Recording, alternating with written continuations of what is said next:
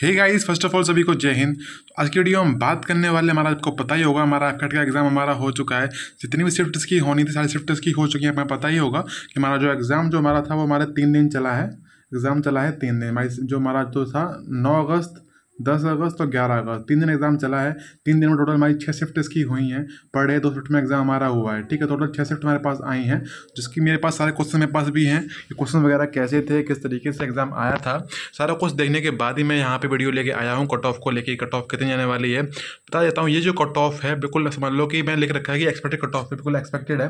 But मैं 100% sure बोल सकता हूँ कि जितना बताने वाला हूँ आपकी कट ऑफ की जो रेंज है ना, इसी के अंदर रहेगी। अगर आप इतना स्कोर कर रहे हो, बताने वाले हो इतना स्कोर कर रहे हो, तो 100% भाई आपका नंबर आएगा एफएसवी के लिए।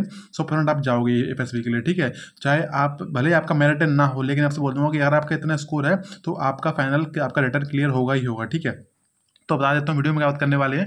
वीडियो में बात करेंगे एग्जाम लेवल के बारे में, दिखा दूंगा आपको क्वेश्चंस किस लेवल के थे, और क्वेश्चन भी दिखा दूंगा आपको। क्वेश्चन आ रखे हैं, सारे शिफ्ट को दिखाऊंगा। ठीक है, बाकी मैं बता दूंगा कि टफेस्ट शिफ्ट कौन सी थी, किस शिफ्ट को कितना नोटिफिकेशन मिलेगा, नंबर बढ़ेंगे नंबर घटेंगे, कितने बढ़ेंगे कितने घटेंगे वो दिखा दूंगा आपको मैं। बाकी रिजल्ट डेट हमारी क्या है, मेन चीज़ वही है, रिजल्ट कब तक आएगा आपको बता दूंगा मैं। ठीक है, जो बताऊंगा वो क्लियर बताऊंगा, 100% जितना बताता हूँ भाई। कोई फेक न्यूज़ में नहीं मिलती चैनल के ऊपर, आप बिलीव कर सकते हो, और बाकी चैनल सब्सक्राइब भी कर सकते हो। तो चलते हैं, चल पहले वीडियो शुरू कर लेते हैं।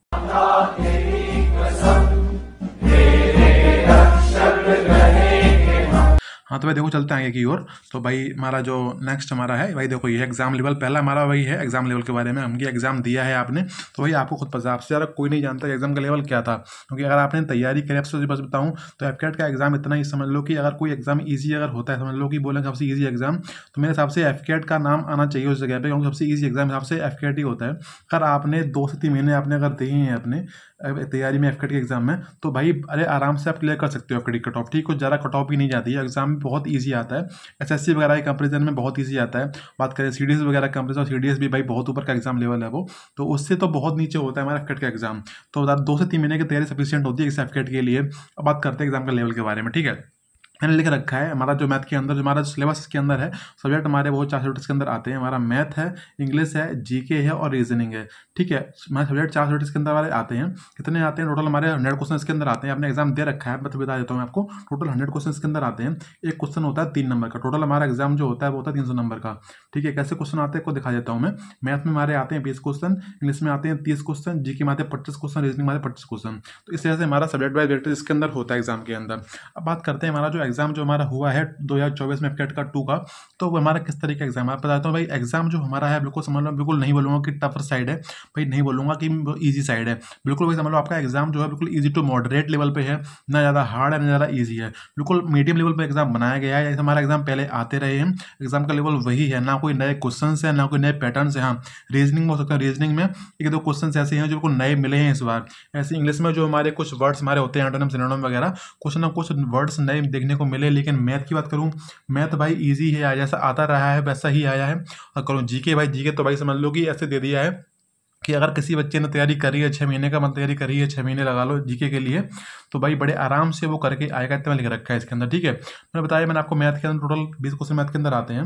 तो अगर मैं सोचूं कि अगर बोलोगे कितने क्वेश्चन मतलब छोड़ सकते हो उसके अंदर, आप लेकिन क्वेश्चन नहीं किए, उससे मैं बोलूँगा कि अगर आपसे मैथ में इतने क्वेश्चन छोड़ के अगर आप आए हो, आपको लग रहा है कि मेरे इतने क्वेश्चन गलत हो सकते हैं या मैं छोड़ के इतने क्वेश्चन में आया हूँ, तो कोई दिक्कत नहीं है। आपका स्कोर अगर आप इतने क्वेश्चन अटेम्प्ट करके आए हो मैथ के अंदर, तो आपका स्कोर बहुत ही अच्छा आने वाला है। ठीक है, बहुत अच्छा सोच सकता हूँ। ये जो लिख रखा है ना, ये वो स्कोर है। समझ लो कि जो वो क्वेश्चन इसके अंदर है, बिल्कुल एग्जाम के अंदर 100 में से टोटल मतलब बोलो तो डुअल क्वेश्चन कौन से थे जो क्वेश्चन कर सकते थे, डुअल क्वेश्चन थे वो आपके। ये क्वेश्चन ऐसे थे जो आप कर सकते थे एग्जाम के अंदर, ये वाले क्वेश्चन हर सब्जेक्ट को लिख रखा है मैंने।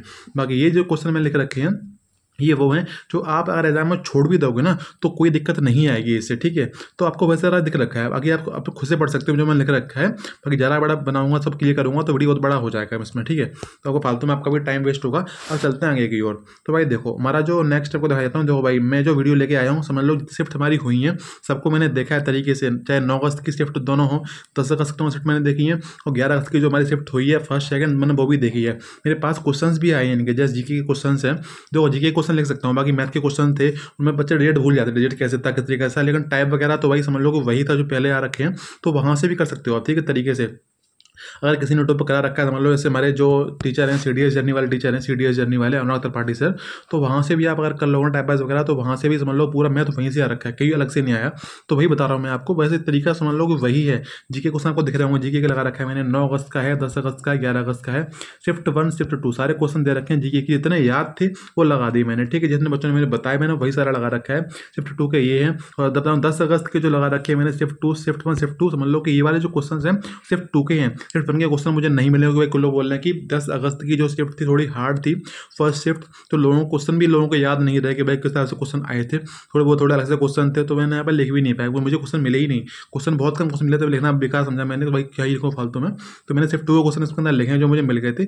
11 अगस्त के मैंने दोनों शिफ्ट के क्वेश्चन लिख दिए हैं। तो आप बात करते हैं आगे की ओर, आप क्वेश्चन देख सकते हो, क्वेश्चन मैच कर सकते हो, आपने एग्जाम में क्या करके आए थे, एग्जाम को आपको अगर आपको याद नहीं है आप शिफ्ट में कौन सा क्वेश्चन आया था, आपको ये तो याद होगा कि शिफ्ट कौन सी शिफ्ट थी आपकी, कौन सी डेट थी आपके एग्जाम की, तो हिसाब से आप चेक कर सकते हो आपके एग्जाम के अंदर कि आपने कैसा करके आए हो, ठीक है। चलते हैं आगे की ओर। हमारा जो नेक्स्ट हमारा पॉइंट है वो हमारा है टफेस्ट शिफ्ट की। मैं टफेस्ट शिफ्ट हमारी कौन सी थी, तो हम बात कर लेते हैं, आपको पता ही होगा, मैंने बताया है आपको कि ये जो वीडियो टोटली हमारे समझ लो कि ऐसा कुछ नहीं है कि मैं आया कुछ ही बोल दिया, ऐसा नहीं है। मैंने स्टूडेंट से रिव्यू लिए हैं जो एग्जाम देकर आए हैं, मैंने खुद भी एग्जाम का रिव्यू मैंने खुद देखा है, मैंने एग्जाम एक चीज़ करके कि कौन सा सब्जेक्ट कहाँ से आया था और किस लेवल का एग्जाम आया था, तब वीडियो लेके आया हूँ मैं, ठीक है। तो हमारा जो एग्जाम है हमारा 3 दिन हुआ है, 9 अगस्त, 10 अगस्त, 11 अगस्त, ठीक है। मैं ये भी दिख रहा होगा शिफ्ट हमारी टोटल शिफ्ट हमारी 6 शिफ्ट हुई थी, फर्स्ट शिफ्ट सेकंड शिफ्ट ऐसी हमारी सभी हुई हैं। तो बात करते हैं फर्स्ट शिफ्ट कौन सी थी भाई, देखो अकॉर्डिंग टू स्टूडेंट्स मैं बता रहा हूँ आपको, हमारी जो 9 अगस्त की सेकंड शिफ्ट थी वो टफर साइड रही है, 10 अगस्त की फर्स्ट शिफ्ट टफर साइड रही है, और 11 अगस्त की सेकंड शिफ्ट टफर साइड रही है। टफर साइड मतलब ये नहीं है कि बच्चों से क्वेश्चन हुए नहीं, क्वेश्चन भाई ये था, टफर मतलब ये है कि क्वेश्चन तो मतलब हो रहे थे, क्वेश्चन आ रहे, लेकिन तो क्वेश्चन कुछ क्वेश्चन ऐसे तो जो हमारे बहुत टाइम टेकिंग क्वेश्चन, मतलब थोड़ा टाइम लग रहा था उसके अंदर, चाहे रीजनिंग का क्वेश्चन हो वो भी समझ लो थोड़ा टाइम ज़्यादा लग रहा था, तो चलो छोड़ दीजिए कि टाइम लग रहा है तो मेरा टाइम बचेगा नहीं उस टाइम पे, तो उन्होंने समझ लो कि ये क्वेश्चन छोड़ना अच्छा समझ स्किप किया उन्होंने, क्योंकि ये पूरा क्वेश्चन देख नहीं पाते उस टाइम पे, इसलिए भाई अच्छी बात भी है, स्किप भी आना चाहिए एग्जाम के अंदर, लेकिन ये भी नहीं है कि सारा पेपर स्किप कर दिया। तो बताऊँ भाई समझ लो कि टफेस्ट शिफ्ट जो निकल के आई है वो हमारी यही है, 9 तारीख की सेकंड शिफ्ट, 10 तारीख की फर्स्ट शिफ्ट और 11 तारीख की सेकंड शिफ्ट, ये हमारी टफेस्ट शिफ्ट है। और 1 2 3 ये लगाना मतलब कि सबसे हार्ड कौन सी है, तो वो थोड़ा सा मुश्किल है लगाना, लेकिन बताता हूँ कि टफेस्ट शिफ्ट जो हमारी है वो यही रहने वाली है आपके एग्जाम के अंदर। तो वही मैंने बता दिया आपको। अब बात करते हैं कि नंबर कितने बढ़ते हैं कितने नहीं बढ़ते हैं टफर साइड वगैरह, मतलब कि जो उसका एग्जाम टफ आया है तो सीधी सी बात है वो अटेम्प्ट कर कम करके आएगा वो, क्योंकि उसका एग्जाम टफ आया है तो उसको क्या फ़ायदा, उसको तो घाटा हो गया। तो भाई घाटा किसी को नहीं होता, इसीलिए नॉर्मलाइजेशन होता है किसी भी एग्जाम के अंदर, जो भी एग्जाम हमारा कई सारे शिफ्ट्स के अंदर होता है तो उनके अंदर नॉर्मलाइजेशन किया जाता है, इसीलिए सारी शिफ्ट को जो शिफ्ट ईजी आई हैं उनको और हार्ड शिफ्ट को बराबर किया जाए, इसीलिए मतलब जो थोड़ा सा बहुत हार्ड आया उसको ज़्यादा नंबर बढ़ाए जाते हैं, तो थोड़ा सा ईजी आया उसको नंबर बढ़ाए जाते हैं। लेकिन ऐसा नहीं है कि नंबर कम नहीं किए जाते, नंबर बढ़ाए ही जाते सभी के, पहले नंबर कम होते हैं लेकिन अब नंबर कम नहीं होते हैं, ठीक है। अब चलते हैं आगे की ओर, नॉर्मलाइजेशन किस तरीके से होता है इसके अंदर। देखो भाई पहले बताता हूँ मैं, सबके लोग बोलते हैं कि नॉर्मलाइजेशन जो हमारा होता है वो बेस्ड होता है एक्यूरेसी के ऊपर, जैसे एक्यूरेसी अच्छी होगी आपकी तो नॉर्मलाइजेशन में इस तरीके से। भाई देखो मैं बताता हूँ नॉर्मलाइजेशन का एक्यूरेसी से कोई बिल्कुल भी समझ लो रिलेशन ही नहीं है, चाहे एक्यूरेसी आपकी बिल्कुल भी नहीं है, लेकिन आप समझ लो कि अच्छा करके आए आप एग्जाम में, अगर आपकी शिफ्ट अगर आपकी हार्ड शिफ्ट रही है, चाहे आपकी एक्यूरेसी कितनी भी खराब, लेकिन आपको नंबर जितने सभी को मिलेंगे शिफ्ट के अंदर तो आपको भी नंबर उतने मिलेंगे ही मिलेंगे। ऐसा नहीं है कि एक से एक ही शिफ्ट है आपकी,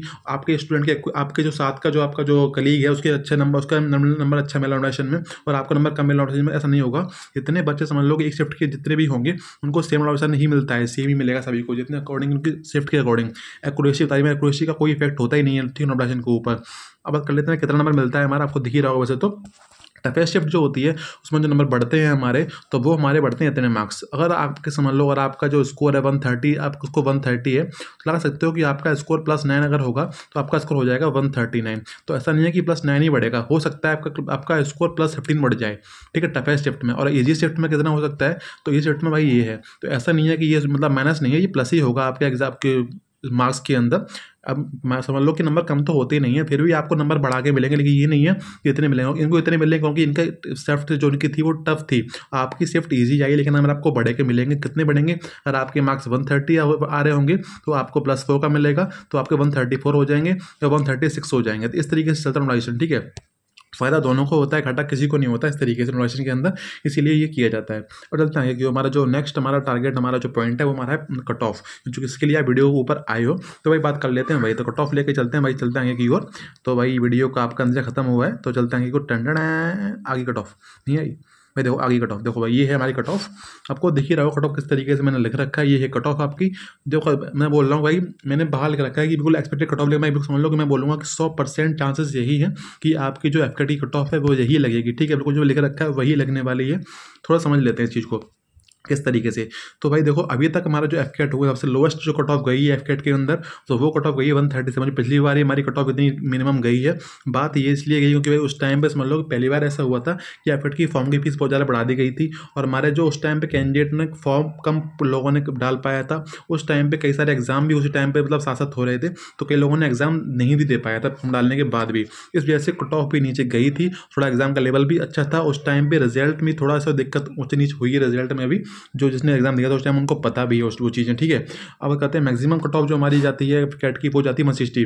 तो इस बार जो कट ऑफ है क्या इससे पार जाएगी? कट ऑफ एग्जाम इजी था या इससे भी नीचे जाएगी? तो इतना कोई इस बार जो कट ऑफ है ना इससे नीचे जाएगी ना इतनी जाएगी ना इससे ऊपर जाएगी। कट ऑफ जो बिल्कुल मिड में रहेगी, मिड में कितनी रहेगी वही लगा रखी है मैंने।